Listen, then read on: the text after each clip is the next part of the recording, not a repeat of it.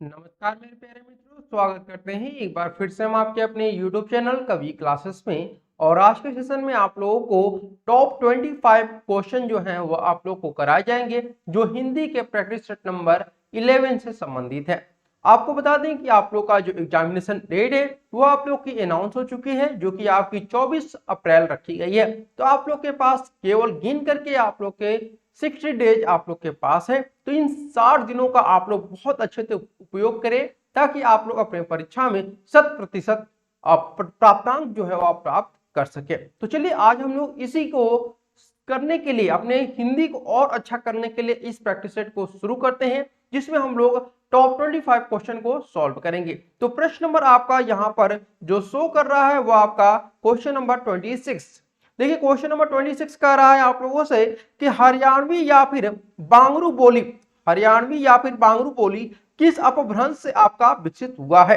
चार ऑप्शन दिए गए हैं आपके पास। ऑप्शन नंबर ए पश्चिमोत्तरी सौरसेनी अपभ्रंश, नागर अपभ्रंश, या फिर आपका दिया गया है यहाँ पर अर्धमागधी या फिर आपका मागधी। तो चार ऑप्शन में से कौन सा ऐसा ऑप्शन होगा जो कि आपका सही आंसर होगा। तो सही आंसर होगा आपका ऑप्शन नंबर ए, यानी कि पश्चिमोत्तरी सौरसेनी अपभ्रंश से हरियाणवी या फिर बांगरू बोली आपकी विकसित हुई है।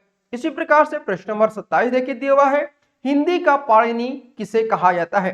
हिंदी का पाणिनि किसे कहा जाता है, यह आपके यूपी बीएड 2022 में पूछा गया प्रश्न है।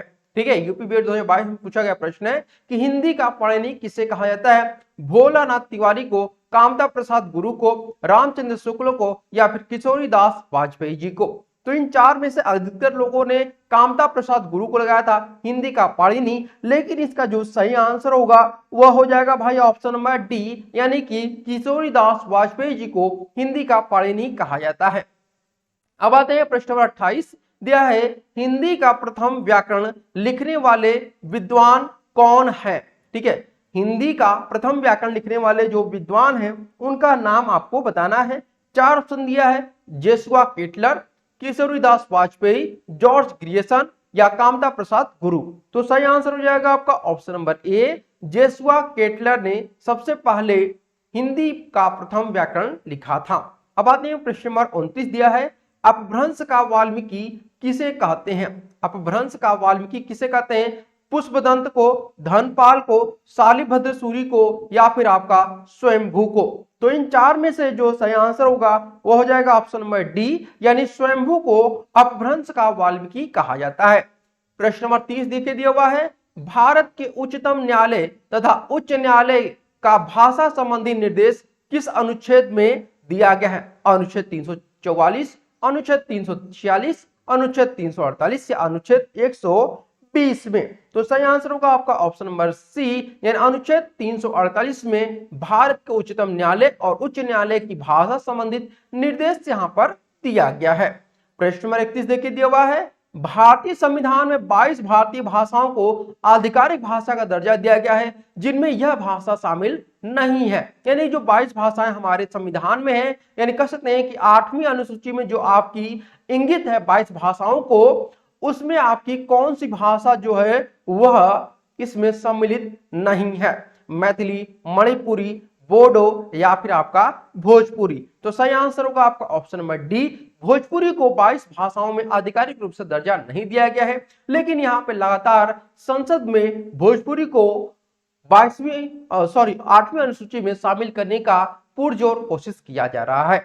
अब आते हैं प्रश्न नंबर 32 दिया है, भारतीय संविधान के अनुच्छेद 210 में निर्देशित है कि संसद में प्रयुक्त होने वाली भाषा के बारे में, विधानमंडल में प्रयुक्त होने वाली भाषा के बारे में, राज्य की राज्यसभा या फिर राजभाषाओं के बारे में, या फिर संघ की राजभाषा के बारे में। कहने का मतलब है अनुच्छेद 210 में किसका यहाँ पर जिक्र किया गया है, ये आपको बताना है। तो देखिए प्रश्न नंबर 32 में अगर हम देखते हैं कि यहाँ पे जो जिक्र किया गया है, सिंपल सी बात है, आपका ऑप्शन नंबर हमारा क्या हो जाएगा, सभी लोग आंसर करते रहे हैं, तो ऑप्शन नंबर हमारा बी सही होगा, यानी कि विधानमंडल में प्रयुक्त होने वाली भाषा के बारे में। अब आते हैं प्रश्न नंबर 33 दिया हुआ है, केंद्रीय हिंदी निदेशालय की स्थापना कब की गई थी। केंद्रीय हिंदी निदेशालय की स्थापना कब की गई थी भाई, सन 1973 में, 1981 में, या फिर 1952 में, या फिर 1960 में। तो सही आंसर हो जाएगा आपका ऑप्शन नंबर डी, सन 1960 में केंद्रीय हिंदी निदेशालय की स्थापना की गई थी। अब आते हैं प्रश्न नंबर 34, दिया है अवधी बोली का अन्य नाम क्या है? कोसली, बनाफरी, बैगानी, या फिर आपका बंघेसी। तो देखिए यहाँ पे अवधी बोली को हम लोग कोसली के नाम से भी जानते हैं। ठीक है, किसके नाम से भाई? कोसली के नाम से भी हम लोग इसको जानते हैं। अब आते हैं हम लोग प्रश्न नंबर आपका यहां पर दिया गया है 35, भाषा की मूल इकाई क्या है? भाषा की जो मूल इकाई है भाई वह कौन सी है, ये आपको बताना है। संकेत है, वर्णमाला है, या फिर अक्षर है, या फिर आपका ध्वनि है। तो सही आंसर होगा डी, यानी कि ध्वनि यहां पर भाषा की मूल इकाई है। अब आते हैं प्रश्न नंबर 36, शब्द की छोटी इकाई क्या है? देखिए अभी प्रश्न पूछा गया था भाषा की सबसे छोटी इकाई ध्वनि है, तो शब्द की सबसे छोटी इकाई क्या होगी? व्यंजन, अयोगवाह, वर्ण, या फिर आपका स्वर। तो यहां पर वर्ण आपका सही होगा। दोनों अलग चीजें हैं आपका। देखिए अगर आपका भाषा की सबसे छोटी इकाई पूछे तो वह आपकी ध्वनि होती है, और अगर शब्द की सबसे छोटी इकाई पूछे तो आपकी क्या होती है? यहां पर वर्ण हो जाती है। तो इन दोनों चीजों का आप लोग ध्यान रखिएगा, भाषा की सबसे छोटी इकाई ध्वनि, शब्द की सबसे छोटी इकाई वर्ण होती है।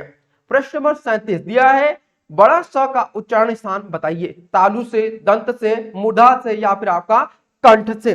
किसके द्वारा हम लोग यहाँ पर करते हैं? तो सही आंसर होगा ए, यानी कि तालु के द्वारा हम इसका उच्चारण स्थान करते हैं। अब आते हैं प्रश्न नंबर 38 दिया है वर्णों के कितने भेद होते हैं? 2, 10, 8, या फिर आपका 7। अगर हम वर्णों के भेद की अगर बात करते हैं तो वर्णों के भेद जो होते हैं वो आपके दो भेद होते हैं, यानी एक आपका स्वर होता है और दूसरा जो होता है आपका व्यंजन होता है। ये आपके वर्णों के भेद होते हैं। अब आते हैं प्रश्न नंबर 39 दिया है वर्णों के समुदाय को क्या कहते हैं? वर्णों का जो समुदाय होता है उसे क्या कहता है? सर्वनाम, क्रिया, अक्षर, या फिर आपका वर्णमाला। तो यहाँ पर जो वर्णों का समुदाय है उसे हम लोग वर्णमाला बोलते हैं, या फिर वर्णों का एक समूह। ठीक है, वर्णों का समुदाय या फिर वर्णों का समूह जो होता है, वर्णों का समूह, उसे भी हम लोग क्या बोलते हैं? वर्णमाला ही बोलते हैं। और हिंदी में वर्णमाला की जो संख्या है वह कितनी है, ये आप लोग बताएं कि हिंदी में वर्णमाला की संख्या कितनी है? ये आपका आज का प्रश्न है। प्रश्न नंबर 40 देखिए दिया हुआ है निम्न में से कौन सा वर्ण आपका अघोष है? ठीक है, निम्न में से कौन सा जो वर्ण है आपका अघोष है? घ है, क है, ज है, या फिर आपका ग है। यहाँ पे कौन सा ऐसा जो वर्ण है जो कि आपका अघोष के श्रेणी में हम इसको रखते हैं? तो सही आंसर हो जाएगा आपका ऑप्शन नंबर बी, यानी कि किसी भी वर्ण का पहला जो अक्षर होता है, पहला जो वर्ण होता है वो आपका अघोष होता है भाई। ठीक है, तो क आपका यहाँ पर अघोष की श्रेणी में रखा जाता है। अब आते हैं प्रश्न नंबर 40 दिया हुआ है कौन से शब्द में र व्यंजन आपका नहीं है? क्रम में, मातृभूमि में, मात्र में, या फिर आपका मूर्धा में। तो देखिए यहाँ पे अगर हम बात करते हैं क्रम को अगर हम अलग अलग करेंगे तो हमें क्या मिलेगा, हम एक एक करके सबको समझा देते हैं ताकि आप लोग इसे समझ भी सके। तो देखिए ये आपका क, र, फिर इसके बाद आपका अ, फिर यहाँ पर आपका म, और फिर आपका यहाँ पर अ, ये आपका क्रम हो जाता है। अगर उसी प्रकार से मातृभूमि की अगर हम करते हैं तो मातृभूमि की क्या हो जाएगा भाई, इसे हम लोग देख लेते हैं। ठीक है, देखिए मातृभूमि का अगर हम अलग अलग करेंगे तो म, फिर आपका आ, उसके बाद आपका यहाँ पर त, ठीक है, फिर उसके बाद आपका री, फिर यहाँ पे आपका जो आएगा वह भ, फिर यहाँ पे आपका जो हमें देखने को मिलेगा वह बड़ा ऊ, और उसके बाद हमें यहाँ पर म और आपका छोटी, ये हमें देखने को मिल गया। तो हम कह सकते हैं कि हमारा जो र व्यंजन, आप र देखेंगे तो हमारा र इसमें मिल रहा है कि नहीं मिल रहा है? तो हमारा जो सही आंसर हो जाएगा वह क्या हो जाएगा? बी, यानी कि मातृभूमि आपका र कहीं भी देखने को नहीं मिल रहा है। तो ऑप्शन नंबर बी हमारा यहाँ पर सही होगा। ठीक है, अब आते हैं प्रश्न नंबर 42 दिया हुआ है निम्न में तालव्य ध्वनि कौन सी है? तालव्य ध्वनि आपको बताना है, स है, ट है, प है, या फिर आपका क है। तो यहाँ पे तालव्य ध्वनि के बारे में हम देखें तो सही आंसर हो जाएगा आपका ए, यानी कि स जो है आपका इसमें तालव्य ध्वनि है। प्रश्न नंबर 43 देखिए दिया हुआ है स्वर रहित व्यंजन जब स्वर सहित व्यंजन से मिलता है तब वह क्या कहलाता है? तालव्य, द्वितीय, स्वरतंत्रीय, या फिर संयुक्ताक्षर। तो सही आंसर हो जाएगा आपका कि जब भी आपका स्वर रहित व्यंजन जब स्वर सहित व्यंजन से मिलता है तब वह आपका कहलाता है क्या भाई, वह आपका संयुक्ताक्षर कहलाता है। क्या कहलाता है? संयुक्ताक्षर। जैसे अगर हम देखेंगे क और आपका स, तो ये हम जब देखेंगे तो इस ये आपका मिलकर क्या हो जाएगा, छ बन जाएगा। तो इसमें क जो है वो आपका, ये क जो है आपका स्वर रहित है। क्या है आपका भाई? स्वर रहित। और आपका ये स जो है वो आपका स्वर व्यंजन है। तो इस प्रकार से हमारा ऑप्शन नंबर डी सही आंसर होगा। ठीक है, अब आते हैं प्रश्न नंबर 44 दिया हुआ है, कौन सा व्यंजन नासिक द्वारा उच्चारित किया जाता है?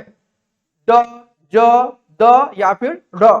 तो सही आंसर हो जाएगा यहाँ पर डी, यानी कि यह व्यंजन जो है नासिक के द्वारा बोला जाता है या फिर उच्चारित किया जाता है। इसमें आपका अंग भी आता है, इसमें आपका इया भी आता है, इसमें आपका न भी आता है। ये सभी आपके नासिक के द्वारा उच्चारित किए जाते हैं। ठीक है, चलिए अब आते हैं प्रश्न नंबर 45 पे। दिया है माता पिता दोनों प्रश्न थे, इस वाक्य में माता पिता, इस वाक्य में आपका माता पिता के मध्य जो कौन सा चिन्ह जो है वह लगा हुआ, ये आपको बताना है। देखिए यहाँ पे आपका माता पिता में कौन सा चिन्ह आपका लगा हुआ भाई, ये आपको बताना है। तो सही आंसर हो जाएगा आपका ऑप्शन नंबर ए, योजक चिन्ह इसमें आपका लगा हुआ है।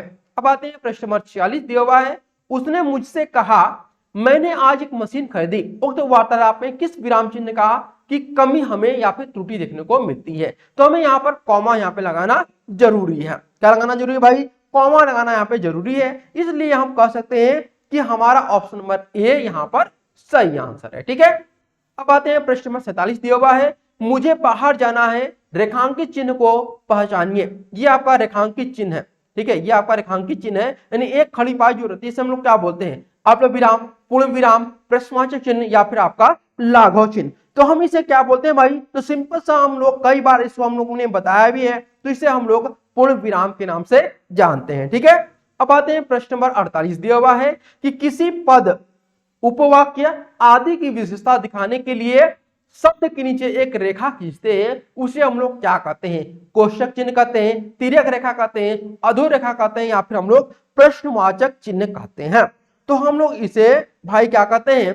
अधोरेखा चिन्ह कहते हैं। तो ऑप्शन नंबर सी यहाँ पर सही होगा। अब आते हैं प्रश्न नंबर 49 दिया हुआ है, संज्ञा की द्विरुक्ति हो तो उनके बीच कौन सा चिन्ह रहता है? कोष्ठक, निर्देशक, अवतरण या फिर आपका योजक?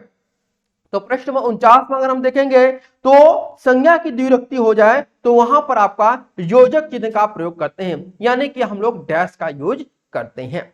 अब आते हैं प्रश्न नंबर 50 दिया हुआ है, निम्नलिखित में से निर्देशक चिन्ह का कौन सा है? निर्देशक चिन्ह जो है आपका कौन सा है?